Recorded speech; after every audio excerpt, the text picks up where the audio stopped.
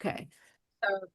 So, so the reason today was the 7th of Cheshvan, and if anybody knows Robin First, Yes. comes to our retreats every year, usually. Not this year, she didn't, but anyway, it's her birthday today, so I know I have the date down, 7th of Cheshvan. Well, now it's the night, it's already the 8th, but today was the 7th of Cheshvan, and we're moving into the idea of the 8th of Cheshvan. So the Hayom Yom for today, being the 7th, well, the Wednesday before sundown, was talks about circumcision, which because we just had a bris in the family, which was very always like surrounded with a lot of emotion and everything. Um, the idea of a bris. So it says that since Torah was given, the correct sequence is first removal of the orla of the body, then of the tongue, then of the heart. So what does this mean? So there's a few different brisim that are talked about in Torah. One is to circumcise your son at 8 days old. That's to bring him into the covenant of Abraham. Then there's a circumcision. It talks, Moshe Rabbeinu said, I'm of circumcised lips. I think Moshe is the one who said it, the idea of your lips, of lips being circumcised. And then there's the circumcision of the heart. And we've spoken about that. We've spoken about it in one of the classes when we said, what does it mean, circumcise the heart? In fact, I think it was the last class before we had a big break. And I asked you, what does it mean to circumcise the heart? And everyone was thinking what it could be. And then does anybody remember how we answered it? Because I remember asking the question, and I remember Sandra trying to answer, and Susan answered, and a few other people. What would be the circumcision of the heart? That was so last year. It was so last Remember, year. 4 weeks ago. It was so last year. Would be the removal of barriers to really feel and to really, just Absolutely. Mhm. Absolutely. That if the heart is the place where we feel our love of Hashem, feel our connection to other people, feel, aspect of our feeling self, then if the heart needs to be circumcised, it's to take some kind of barrier off of that. And with the bris milah, there's also the taking away of the skin, that's the orla. So it says here, so we have these different circumcisions, um, the male organ, the tongue, the heart. So it says here, deed, speech, and then thought, or let's say emotion. So in other words, we coming if we look at each of those circumcisions, the one is how you behave, because the male circumcision is in a way supposed to help the male child grow up to a life of more pious behavior, more pious action. The circumcision of the tongue or the lips is about elevating and being more circumscribed, let's say, excuse the pun, around one's speech. And then finally, the circumcision of the heart is connected to the way one feels, emotes, and possibly even thinks. So our father Abraham, who lived prior to the giving of the Torah, however, he first had the intellectual awareness, the recognizing of the creator. That's the thought and the awareness. Then we had the speech, the sharing words of Hashem and Torah and godliness speech. And finally, for him, the circumcision came kind of very late in the game, right? He was 99 years old. So it's like usually it's the other way round.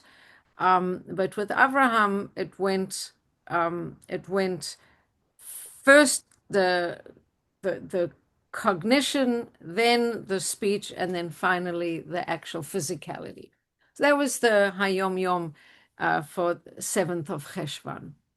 So we know that in Cheshvan, after the excitement of Tishrei, when the month is full, like a pomegranate is full of all the seeds, the month of Tishrei is full with all the holidays. And then we come into Cheshvan, and it's always a little bit, I don't know if it's anticlimactic, but it's a very different kind of holiday, and not full of, it's a very different kind of month, I'm sorry, not full of holidays.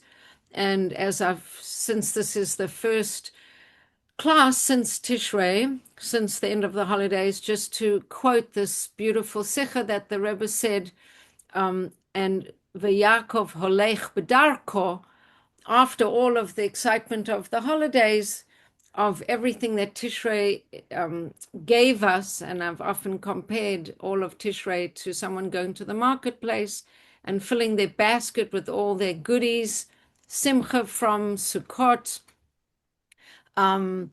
submission from Rosh Hashanah, the proclaiming of God King, from Yom Kippur, this clean slate.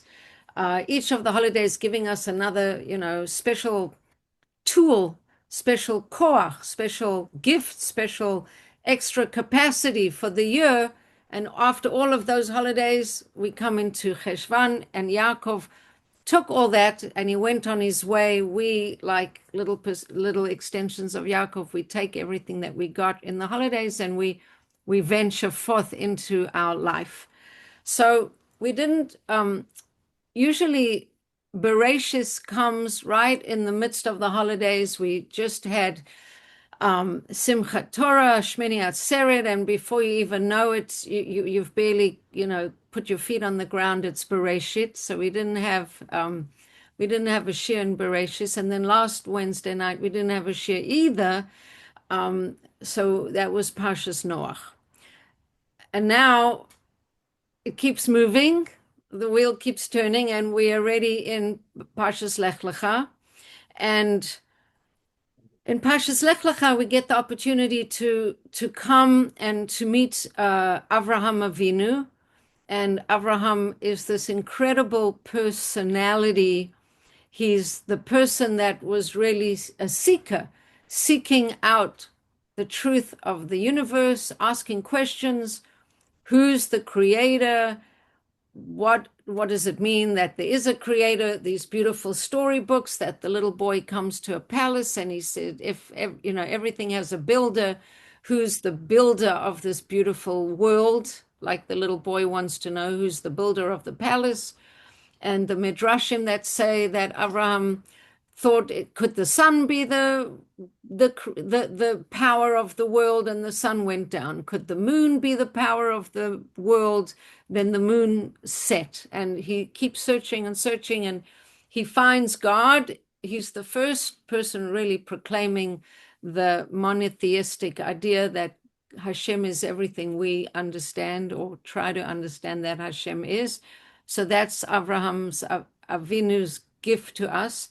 Not only that, but he represents the quality of chesed, and it says really until Abraham came into the world, the midah of chesed wasn't fully expressed in the world till Abraham comes into the world. So when we start teaching the parsha of Lech Lecha, there's so many different, the parsha is so laden with so many different things to talk about that we could, there's really a lot.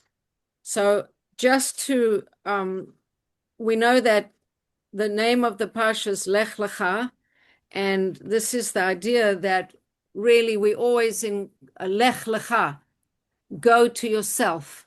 Hashem tells Avram, I want you to leave everything you know, your father's place, your birthplace, your land, your birthplace, your father's house, and go to the land that I will show you, which is the quintessential journey of faith.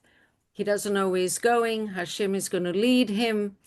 And that is the metaphor, in a way, for everybody's journey for everybody's opportunity to go into the unknown. And there's so many moments when this can come up, and knowing that in a way, this is how the parsha opens, and this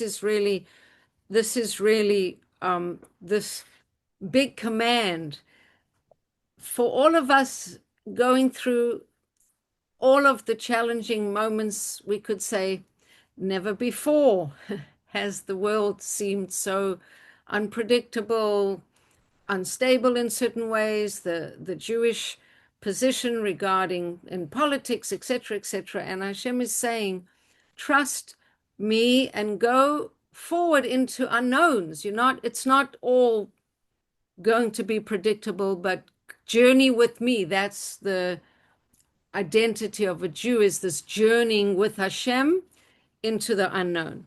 So Abraham invites Hashem invites Abraham to go on this journey, and he doesn't tell him where, what, how. So it's an invitation to trust. And he tells him, I'm going to bless you, and those who support you, I'm going to support. Those who curse you, I'm going to curse.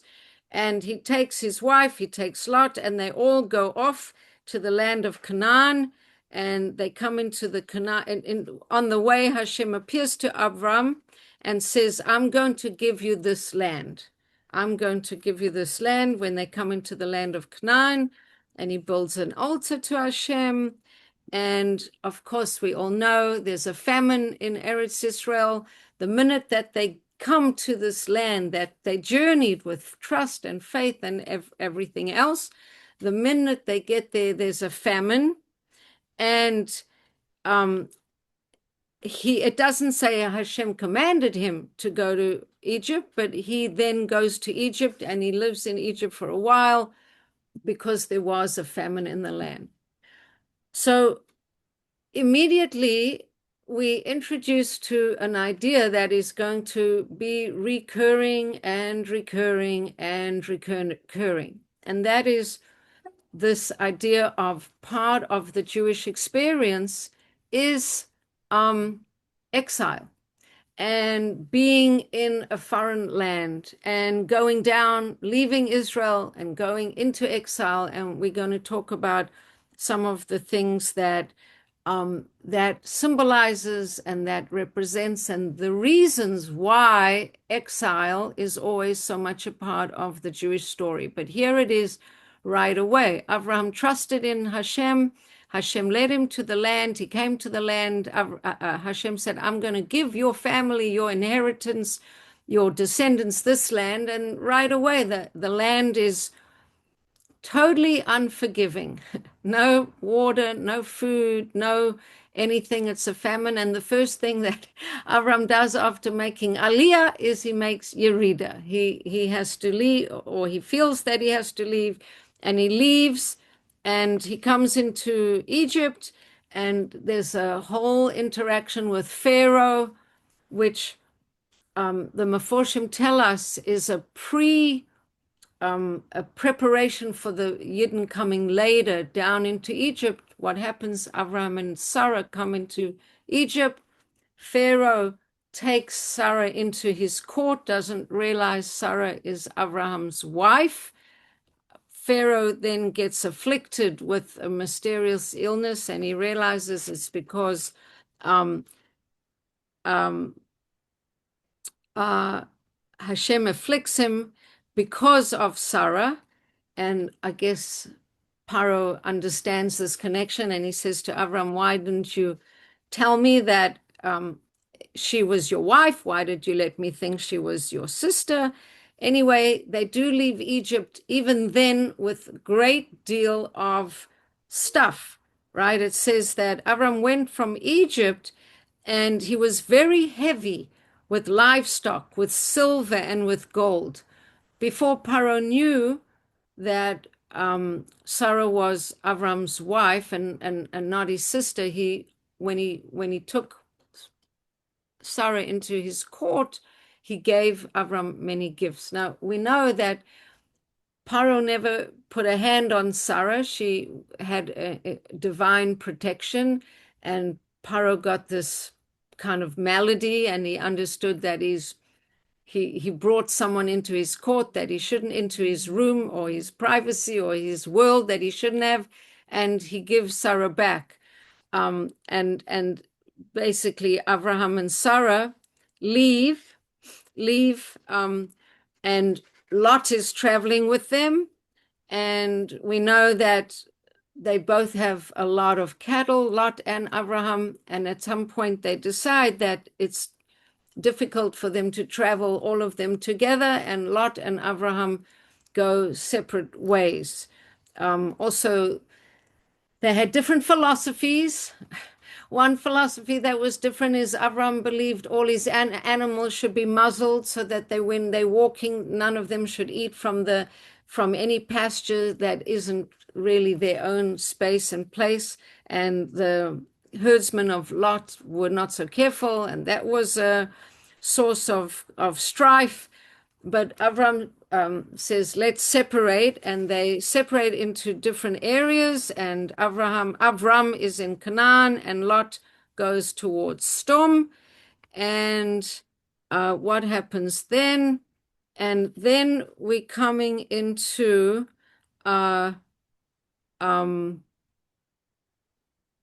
again.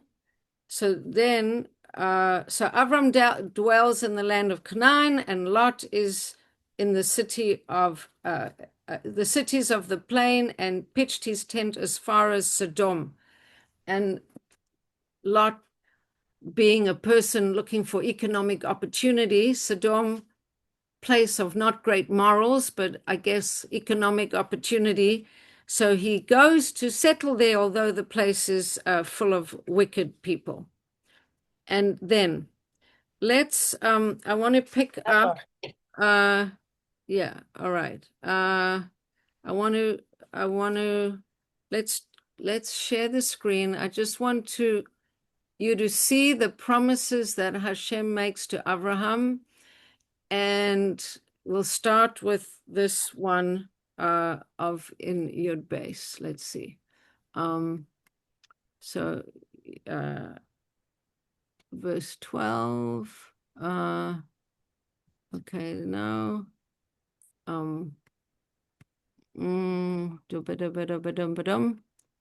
yeah. Okay, here we are. Okay, and then we come here. Okay. Okay.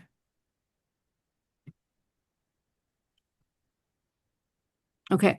Here, after Lot had separated from him, Hashem said to Avram, raise your eyes, and from the place where you are, look to the north, to the south, to the east, and to the west. For I will give all the land that you see to you and to your offspring forever. So that's the first, that's like very clear, very, very direct in black and white here in the Psukim. And I will make your offspring as numerous as the dust of the earth. If a man would be able to count the particles of dust in the world, then your offspring would be countable. Walk through the land along its length and breadth, for I will give it to you. Kum hitalech be'eretz la'arka ul'rachba ki lecha et na. I'm going to give it to you in the future. So that's very clear and very beautiful. And then we have the war. There's a big war with the 5 kings and the 6 kings, and they kidnap Abraham's nephew Lot, and then Abraham has to go and save Lot from this. So he saves Lot. And then we coming, okay, so we have that story. And at the end of the story, one of the kings says, I want to give you, Abraham intervenes and he helps, and he is able to get Lot not to be a hostage. And then the king of Sodom says to Avram, he's still Avram, give me the people you have rescued from my kingdom and keep the belongings that you have retrieved for yourself. Keep the booty. And Avram says to the king of Sodom, I've raised my hand and sworn to Hashem, the Most High, maker of heaven and earth, I will not even keep a thread or a shoe strap from all of the booty from this war. And I'm not going to take anything that you can offer me as payment because I don't want you to be able to say it's because of me that Avram became rich. So don't even give me a shoestring, not a single thing. So I think that's kind of interesting. Okay. And then, um, and then we come to this next very powerful prophecy that Hashem comes to Avram in a vision and he says, do not fear any kind of punishment, Avram, because Avram fought in this war. I'm a shield for you, and your reward will be very great. Your reward in your life, in your world. And Avram says, what benefit would be giving me any kind of reward? I'm childless. I have no son. Is everything that you're going to give to me going to go to my servant, Eliezer of Damascus? Is that who's going to inherit from me? And Hashem promises him again, the person who's going to inherit from you is someone who's born from your own flesh. And then here's this very famous and beautiful piece that I always like to focus on because it's the astrology piece. Does somebody want to read it just to give my voice a break? Verse 5. I don't see it. It's, God took Abraham outside his tent and said, look towards heaven and count the stars. If you count them, he said to him, this is how numerous your descendants will be. Right. So there's a lot of commentary on that. One is that I hope you remember because I've taught this many times. Do you remember what's going on in this little story? Go outside and count the stars. Yeah, he was like above. Right. He took him out and lifted him above the Like the mazalot. first layer of the heavens or something. Yeah. Right. That if you say our future is governed by the stars or our mazal is limiting to us in some way.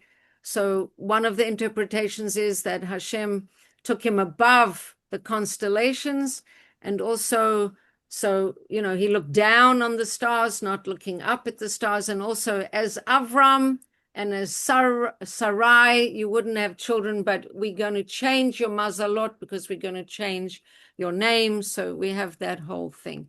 And then we come into the section that I really want to focus on. Okay. So Hashem said to Avram again, and let's show Rashi here. Okay. Hashem said to him, I am God who took you out of Ur of the Chaldeans to give you this land to take possession of it. And Avram says, by what sign can I know that I will take possession of it? So we're coming to an interesting thing. So Hashem says, I'm going to make you numerous. I'm going to give you descendants. You're going to have so many descendants that you won't even be able to count them. They're going to be like the dust on the earth. And Avram doesn't say, give me a sign. How do I know I can trust you on that one? He says, he doesn't say anything. But when Hashem says, I'm going to show you, I'm going to give you all this land and you're going to take possession of it, suddenly Avram wants to know, by what sign can I know that I'm going to take possession of that? I kind of want proof. I want to have a sign. So first of all, what is all that about? Why did he want a sign? Why did he want a sign? And what does it mean that he wanted a sign? So let's see. Maybe he had war fatigue and wanted to make sure that if he was going to get involved in a struggle for it, that it was really the right one. Yeah, no, that's a good question. That's a good question. Okay, so let's just find, yeah. So how will I know that I will inherit it? So the thing is that I got all my different explanations here and all my different books. I just have to find where I am. And one book goes backwards and the other book goes forwards. So hang on a minute. Okay. Okay. Sorry. So, okay. Okay. How will I know that I will inherit it? So,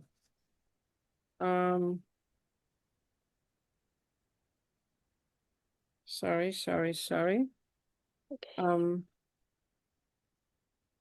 Okay. So it says that really, what did he want? What did he want to know?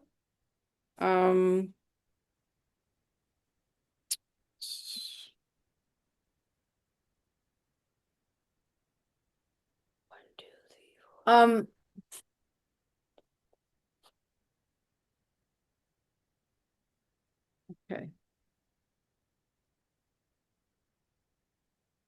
Sorry, I have all these beautiful things to tell you, and I just have to get them a little bit organized. Okay. Yeah. Okay. Okay. Okay, here we go.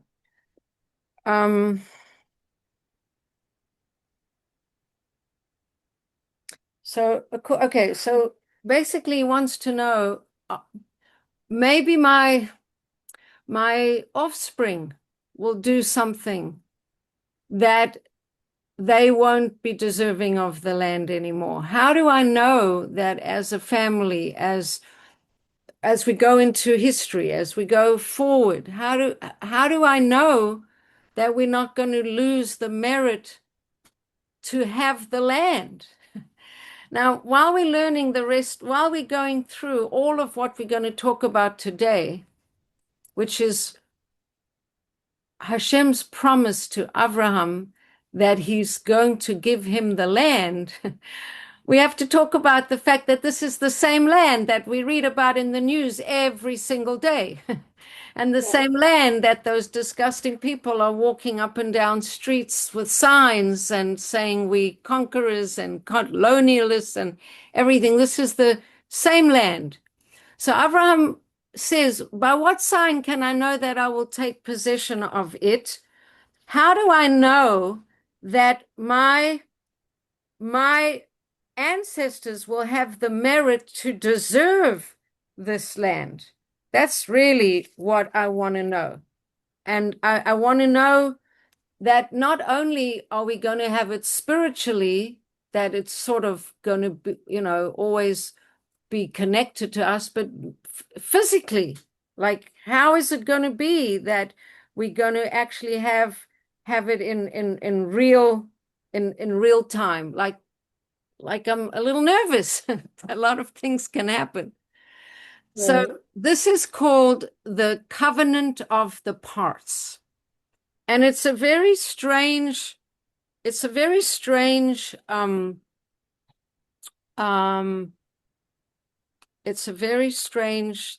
that the Torah starts to tell us about. And every time I've never really read it, learned it deeply inside. So I thought this is what we should focus on. So he says to him, you want some kind of a guarantee. You want some kind of reassurance. So I'm going to tell you that the way that your your descendants are going to secure their claim to the land, it's going to be through the connection to sacrifices and to their acts of sacrifice. Now, this is double-edged. I understand that in a way, when I said it, there's even a pun in it, because the sacrifice is going to be the actual animal sacrifices that they're going to bring through the temples. And first temple and second temple, they were doing animal sacrifices. But it's also going to be connected to this idea that I alluded to before, that we earn great spiritual power and merit through going through exile. which is a strange thing because what we're going to look at this covenant of the parts is going to be Hashem saying, bring me animals, and we're going to do this biblical thing that was done at those times where two people vowing eternal friendship to each other would split an animal in two and then together walk past together between the parts. And what happened, so that's something that's the way people made deals in those days. So let's say you're making a land deal or a something deal. So you take an animal, cut it in half, and the two participants in the deal would walk through those two parts of the animal. That's apparently how things were done in these times. That's what people did. So, but here, Abraham walked, and who walked with him? The divine presence. How do we know? So it was a smoking oven and a torch of fire. That was Hashem's presence walking with Abraham through. And now there weren't only one animal. Let's see what there was. So Hashem says to him, bring for me 3 calves, 3 goats, 3 rams, a turtle dove, and a young dove. Okay? And Avram brought him all of these, he slaughtered them, and all the mammals he cut in half, one half on one side, one half on the other side, but the birds he didn't cut in half. Okay, so there's a lot of symbolism in all of this. So 3 calves. Does somebody want to read the 3 calves? What do they symbolize? Somebody want to read the 3 calves? I'll do Yes. it. Oh, Okay. Yes. Okay, Linda, go for it. The 3 calves, they were an allusion to 3 sacrifices of cattle. The bull offered on Yom Kippur, the bull offered when the community acts in accordance with an undetected erroneous ruling made by the Sanhedrin, and the calf whose neck must be broken. Ouch. Okay, so there's a rule in Torah that if a person is found murdered or dead between 2 cities, then the city that's nearest to it could feel maybe they're guilty. They sent out the person without sufficient protection, guardianship, without a flashlight and a I don't know, a flare, whatever they should have done to protect him. And the way that they sort of neutralize their guilt, I guess, or don't take on the guilt, is they make a sacrifice, and that's the calf. It's called I can't find the word. Agla rufa. So the 3 calves, each one is a different calf that's offered. One on Yom Kippur, the other one when there's something, when the Sanhedrin made some mistake in their ruling, and this calf who was offered when a person was found murdered or abandoned or dead between 2 cities. Then 3 goats. Somebody want to read 3 goats? Linda, do it again. Sure. Linda, yeah. An allusion to the goat offered on Yom Kippur, whose blood was sprinkled in the Holy of Holies, the goat of the additional offerings of each festival, and the sin offering goat of an individual. Okay, so they're different things. We know that on Yom Kippur there were 2 goats, part of the service of the Kohen Gadol. That's where the idea of the scapegoat comes in. And Musaf, it's a goat. Every festival we have a Musaf offering. That's and then if a person does a sin themselves, they need to bring a goat. So we have 3 goats, 3 calves, and then 3 rams. Okay, and the 3 rams, guilt offering, a lamb as a sin offering, and uh, uh, a, a guilt offering if they are sure that they did something wrong, a guilt offering if they're in doubt if they did something wrong, and a lamb brought by an individual. Okay, these are the technical, this is the literal explanation of these animals, how they show up in the future in all of our sacrificial rites and services. And in a way, this is an answer to one of the questions of how they're going to have the merit. They're going to serve me in the temple, and they're going to serve me with offerings, and that's the way they're going to stay sort of in my good graces, and that's the way they're going to keep their rights to the land. But then it's interesting that the birds, they didn't cut in half. They didn't cut the birds in half. Okay. So it's interesting because there's all these different symbolisms of these different animals. So one is what we just read from Rashi, how these are all the animals from sacrifices.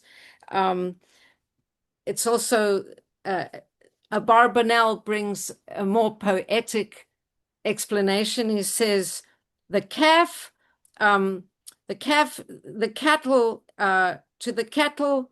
So Abraham is connected with cattle, with cows, because he ran to sacrifice a cow, and Yitzchak, a ram was sacrificed instead of Yitzchak, and the goat is Yaakov because he dressed himself in goat's skins to get his blessing. Or the split animals are Abraham, Yitzchak, and Yaakov. But then the birds, they all of them say that these animals are representative of the nations of the world, the different nations of the world. But the doves, the birds, that is representative of Bnei Israel. They don't get divided. And so according to Barbanel, the bird is Moshe and Joshua, and the cattle and the goats and the rams are Avram, Yitzchak, and Yaakov. Is there a bird that represents Israel? Just the bird. The bird is No, Israel. in the state, the modern state. Is there a bird that represents Israel? We have the bald eagle. I think it's still the dove. The dove. Right? I think it's the They dove. use it? Yeah. That The makes dove, sense. the bird, but never we don't sacrifice when they go back to animal sacrifices. When we don't sacrifice birds, though, right? Yeah, no, they do. And Oh, you they know do? when? It's a very, I mean, I think for sure on the sin of Lashon Hara, because Mhm. birds twitter. I always get a kick out of that. They twitter, and so we use the birds in the sacrifice about Tweets. Lashon Hara. Tweets, exactly. And there are other times when birds are used, yeah.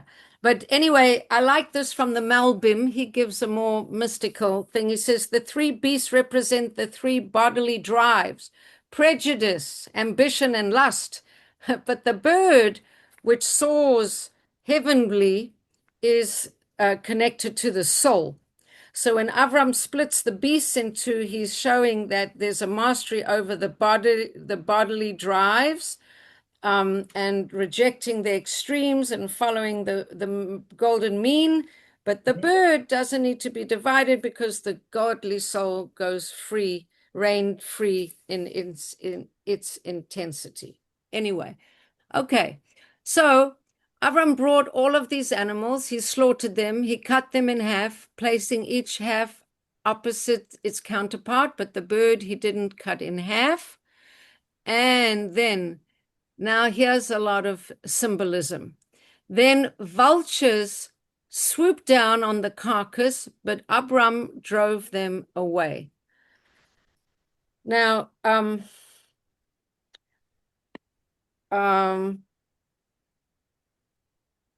just before we talk about this vultures descending, I just want to read you this other explanation about these animals. Because it's another level of understanding the symbolism. This is from the Ramah. It says the animals which represent the nations of the world will always be divided and in constant competition with each other. In contrast, the birds representing the people of Israel were not split. For despite the fact that they will be scattered as birds to the four corners of the earth, they will remain united around a single Torah and a single faith. I'm sorry, that's the Radak. And then finally, the last one, the split beasts represent intellectual investigation, where there's always one part opposite the fellow. There's always this like debate, whereas the dove is pure faith, which is above the confusion. So that's kind of interesting. Okay, those are different explanations for our symbols here and for these very, I don't know, interesting procedure whereby Hashem is showing Avraham that he can be secure in this. Then it says, vultures swooped down on the carcass, but Abram drove them away.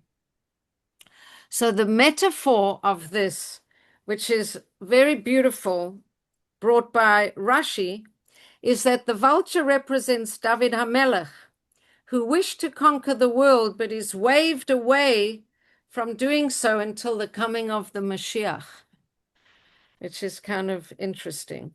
Can you repeat that line? Yeah. The vulture represents David. Down. So it's Rashi, who's, usually gives us a very literal explanation. He says it represents David HaMelech, who wished to conquer the world, because that's the vultures trying to come on the carcasses of the animals, but Avraham waves him away as he is prevented from doing so until the coming of Mashiach. So that is interesting. There is an alternate. That makes an illusion that Mashiach will conquer the world. Maybe not physically, maybe with light or with knowledge, instead of violence. But it makes it sound like physical or violence. Well, no, we do believe. Well, first of all, I'm really happy that you just asked that question. Because a little later in this whole story here, it's going to tell us that we conquered the land of Canaan. There were 10 different nations. And there were 10 different nations. And in order to conquer the land of Israel, we had to defeat all 10 nations.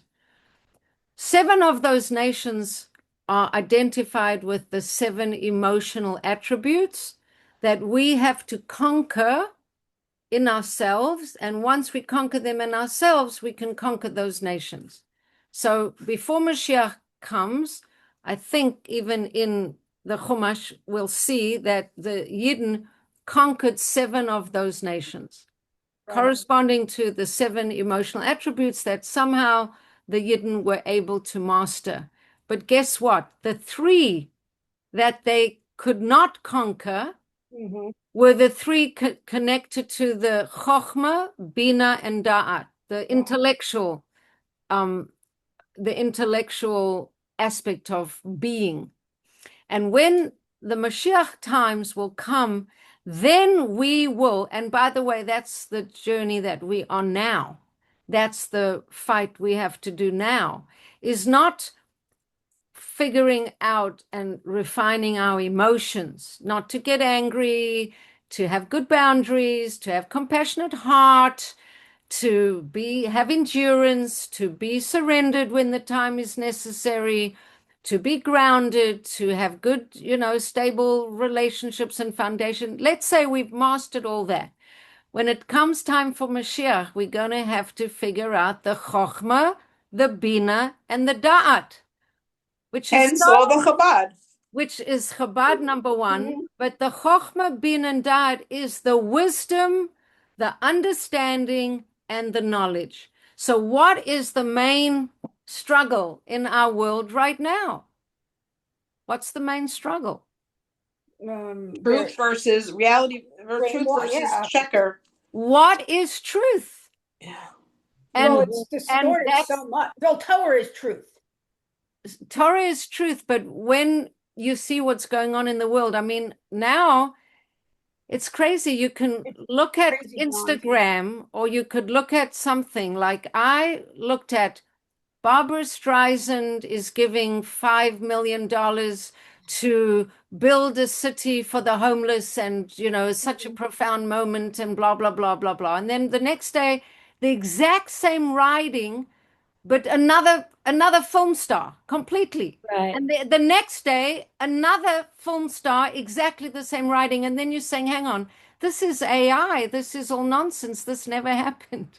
So Right. when you're looking at things, we don't even know what's true and what's not true, who's saying what they're saying, because AI Pictures, videos. Right, exactly. we don't.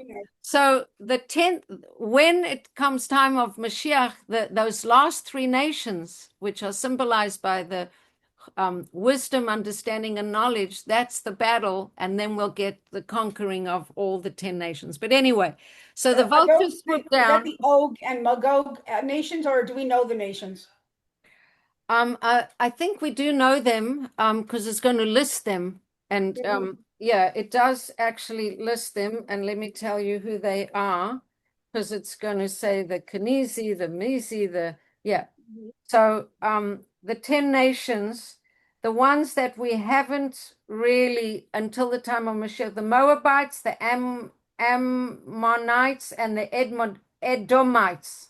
Okay. Those are the ones we didn't get, but then we did get the Hittites, the Canaanites, the Amorites, the Hivites, the Perizzis, the Yebusis. In other words, Lebanon, Jordan, Egypt, Syria, Iraq, Iran.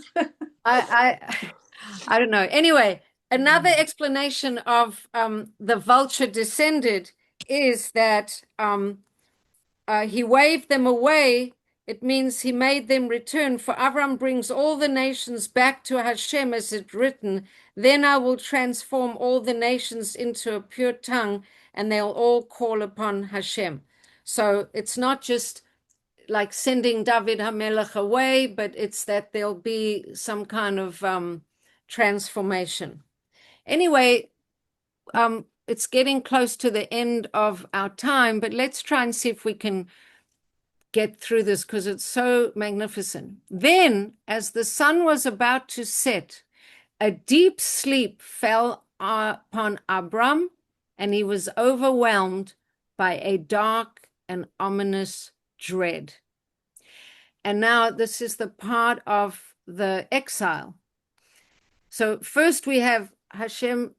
Avram says, how do I know I'm going, my descendants will have merit to have the land? And we see through sacrifices, we, take the animals, sacrifice them. But then there's this sun is setting, a deep sleep falling, and a dark and overwhelmed by a dark and ominous dread. So there are four words there: dark, overwhelmed, dark, ominous, dread. And it's all the different exiles. And it even is specifically, dread is the Babylonian exile, dark, Median exile, ominous, Greek exile, overwhelmed, Edomite exile. It doesn't matter the specifics, but that we're going to have exile.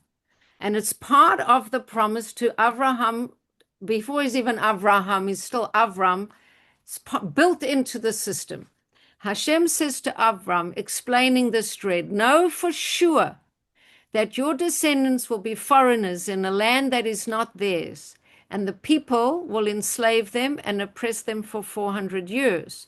So this is the Egyptian exile. But I will execute judgment upon the nation whom they will serve after they will leave with great wealth. So first of all, if it's a prophecy that we're going to be enslaved and we're going to be exiled to the Mitzrim, why will Hashem execute judgment on them? And the answer is that Because somebody had to do it, and they did it that much more harder than it was supposed to have been. Well, that's absolutely correct. So here's the thing. Hashem decrees something's going to happen, but if it happens, if you happen to be doing it, you don't have to take such pleasure, and you're still making free choices if you're the one that is doing it. So it's decreed by Hashem, but the nation still pays for their part in it. But then here's this part, and this is the big climax. Hasidic Nakuda, the nuggets at the end of the story, because I will execute judgment upon that nation whom they will serve, and after that they will leave with great wealth. Now, what is this great wealth, and why is it so important, and why is this almost like when it comes to exile, this is the most important line. After that, they will leave with great wealth. What the Jews? The Jews will leave with great wealth? Yeah, they left with great wealth with Egypt. They pretty much bankrupted it. They did actually. Is the wealth, does it refer to material wealth or another kind of wealth? Well, that is such a great comment. So I'm going to read you. I'm going to read you from I'm not sure, it says here, Reb Yosef Gikatilia Ran al-Sheikh. I'm not sure exactly, but it says, certainly the purpose of the Egyptian exile was not just for the attainment of material wealth. For what person would be willing to suffer slavery and affliction for monetary gain? And could not Hashem have found a better way to make them rich? In any case, gold and silver, vanity to the wise, right? Yeah. So rather, the great wealth promised here refers primarily to the spiritual rewards of exile. So what, I can carry on reading, but what can be the spiritual rewards of exile? What could they be? What are the spiritual rewards of exile? You mean after exile or exile? Of exile. The exile itself. What are the spiritual? Well, you get more connected. Right. You can deal with you're more family oriented, you find out what's important to you. Yeah. You can You strive look for God, like the hostages in tunnels where they found Hashem in the most incredible ways. The stories are unbelievable. You grow from hardship. Susan, you're saying the most profound things, but you're saying them in like, I'm so tired. Miracles, everything, redemption. Right. You're saying all the right things, but don't underestimate the intensity of their importance, because we were talking on Monday about the tunnels, and the people that in front of our very eyes went to the depth of darkness, of isolation, of exile. God, how are you doing today? I mean, whoever heard of such a thing? It's unbelievable. Yeah, it just came. The miracle that came out, it's unbelievable. Remember the one that was like talking to God, saying, "How are you doing? Right? How are you, God? What do you need? Anything from me?" I mean, just Omer ben Shem Tov. So there is a phenomenon here, and it's a difficult phenomenon to talk about and a difficult phenomenon to teach. But apparently, one does not get great spiritual gifts from leading a very nonchalant, indulgent, happy-go-lucky, uneventful, everything going well kind of life. It just so happens that the more people are, and I don't want to speak in cliches, but we have two very big cliches that have existed in the Jewish people for many years. One is grapes, wine that comes from grapes, that the grapes have to be lemon from lemonade. Lemon from lemonades, and olive oil from olives. You can't get olive oil unless you crush the olive.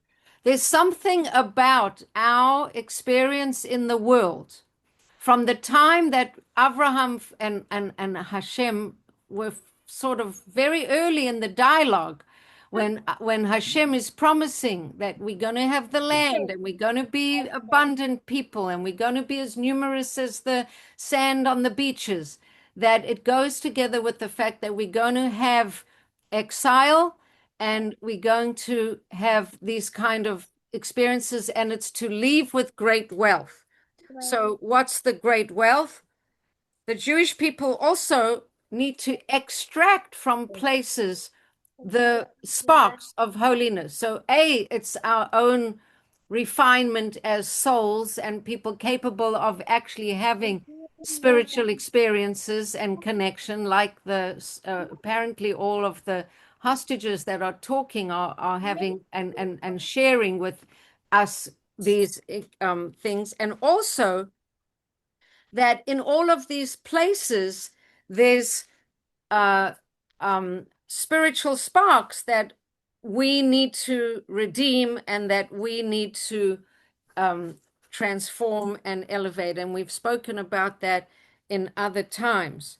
But here it says, the spiritual rewards of exile. Hashem had promised Abraham and his children that we would be like the stars of the heaven, illuminating the truth of God for all inhabitants of the earth.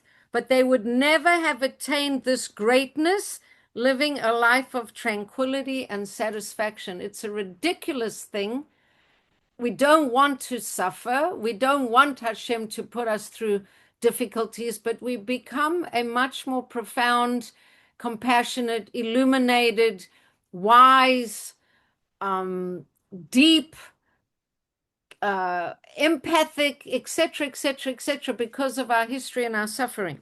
Nor would they have been prepared to accept the yoke of Torah and its commandments. Thus it was decreed that they would be refined by the sufferings of exile as silver is refined and purified in the melting pot, and to witness the divine wonders and miracles performed to liberate them so that they could bear witness to God's providence to the entire world. And it really, these videos of the hostages, you could imagine, and in every other nation, probably the person would come out and be angry and victim and blaming, and these people are coming out proclaiming God and how these are my God heroes, was giving them miracles. It's never in a million years did I think they had any life in them, that they were going to come out as schmatas. Me too. So in a way, this thing of proclaiming to the whole world the providence of God, it's like this is happening in front of us. Let's just see if there's a few more pesukim.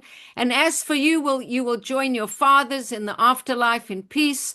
You'll be buried, reaching a good old age. They say your father, you'll join your father. He'll do tshuva, and your children will bury you. So that means that they, doing okay. And the fourth generation will return here, for not until then will the sin of the Amorites have run its course. We can't also defeat those 10 nations, the final 3, until they've gone to the end of their evil and they burn out, and then we beat them.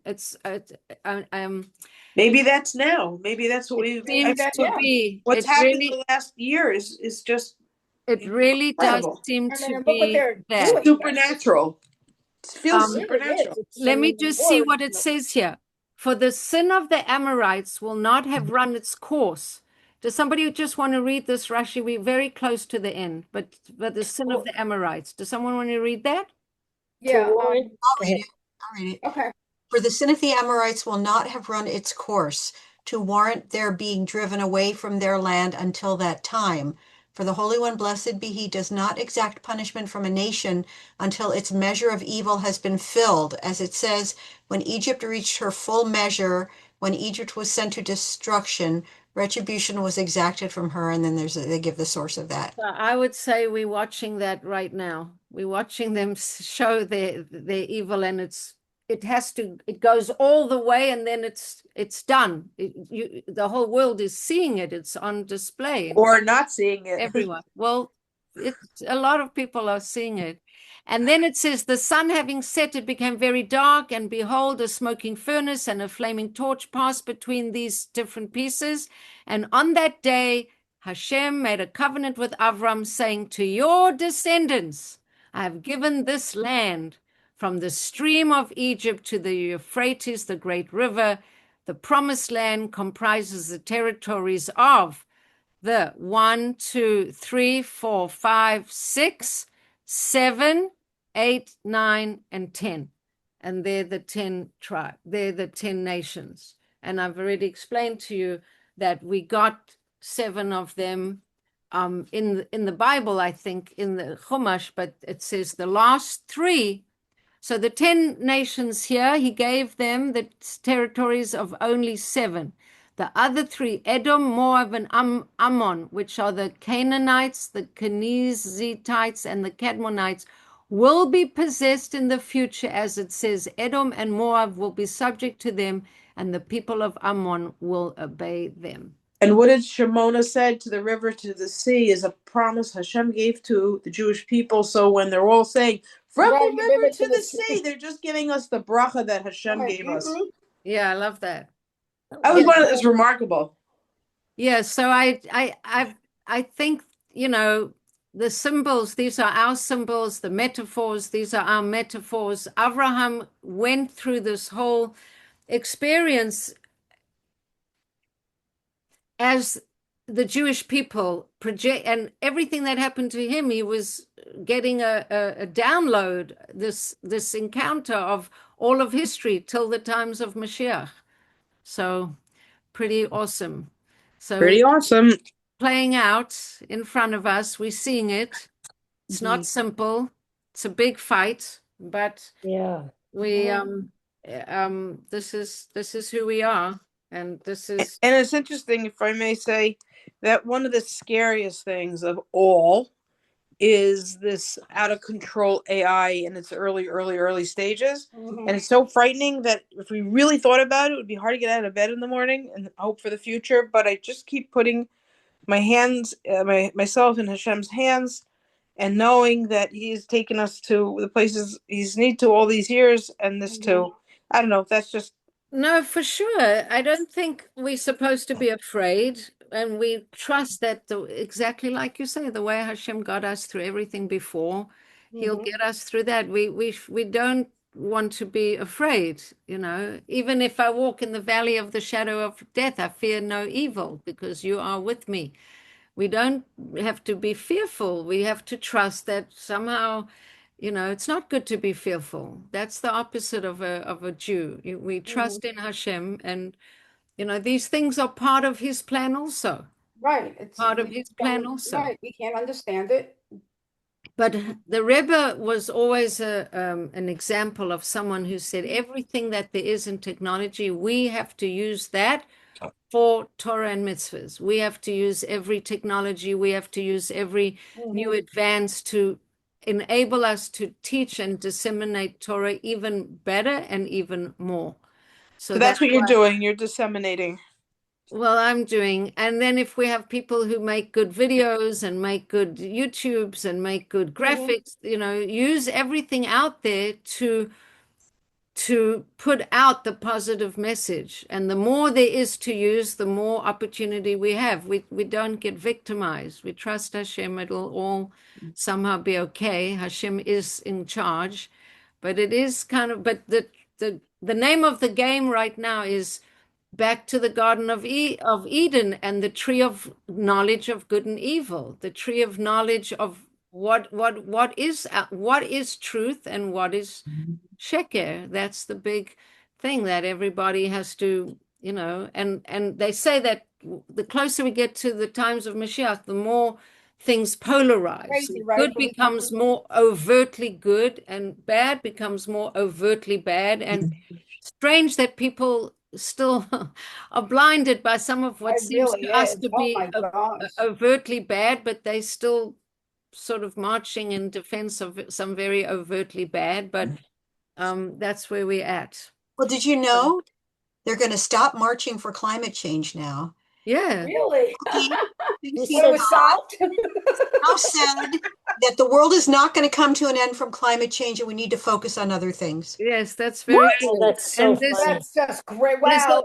So and what is Greta Thunderpants gonna do now? Yeah, really. That's exactly what I was So wondering. mentally Yeah, ill. Oh my really. we'll have to gosh. find a Yeah, new, You know, she's going to go China's through an like destroyed that existential movement. crisis.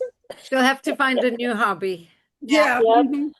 Anyway, everyone should have a good week. Thank you And so don't much. be Thank you. afraid. Mhm. Trust in God. He saved those hostages. He can save us from AI. Mhm. Yep. Yes. Have a great night. Thank you Okay. so Have a great night. Thank you. That was so you. nice after such a long Yeah, hiatus. so Thank happy. you. All Yeah, right. Monday Thank night when we you. had our other class, Yes. our posture class, it was I'm coming. I'm all right. I'm coming, Scarlett. All right, I gotta go. Okay. All right. All right. She was All the singing all best. about Shabbat Mashiach shalom. before you Bye, missed it. It was Shabbos. so sweet. All She was right. singing All all the about best. Mashiach. Bye. She says Bye. Hashem wants Mashiach. Yes. That's what she said. Yeah, she Absolutely. learned that in school. Yeah, she said. All right. All Have a right, good baby, night, I'm coming. All right, everyone. good night, everybody. Bye.